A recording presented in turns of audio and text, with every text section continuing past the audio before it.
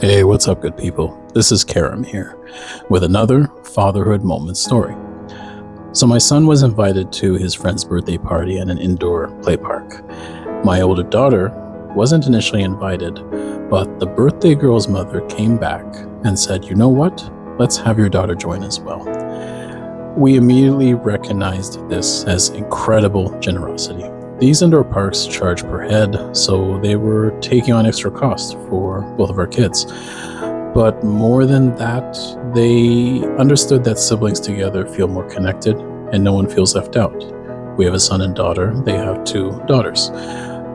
My wife and I decided that we need to make sure that this mother sees our appreciation for what she did at the party.